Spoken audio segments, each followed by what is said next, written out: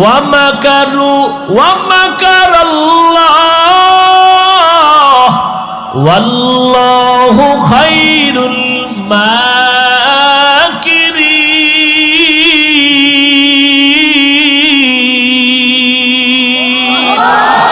ওই নমরুদ আমার আল্লাহকে মারার জন্য রেডি হয়ে গেছিল।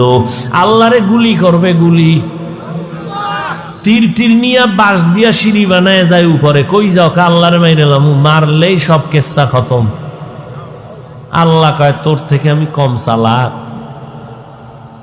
যখন তীর নিক্ষেপ করেন একটা প্রাণীর গায়ে লাগলো, রক্ত আসলো, রক্ত নিয়ে নিচে দেখ আল্লাহরে মেরে ফেলছে, এই যে রক্ত। আল্লাহ বলেন ওয়া মাকারু ওয়া মাকারাল্লাহ ওয়া মাকারু ওয়া মাকারাল্লাহ ওয়াল্লাহু খায়রুল মাকিরিন।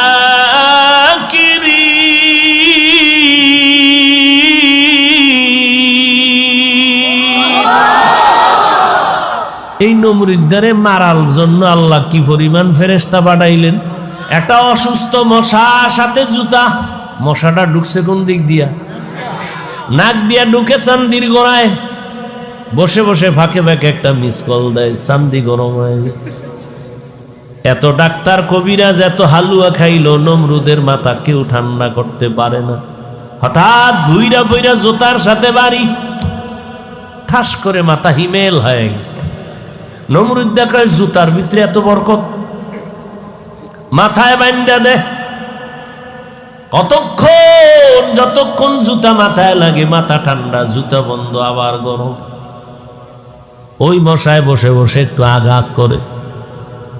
নমরুদ কয় আমি বুঝি না জুতার মধ্যে এত বরকত, এই জুতার বাড়ি বন্ধ করা যাবে না। কে দিবে? কয় কর্মচারীরা। কো জুতার বাড়ি দিতে আলাদা বেতন।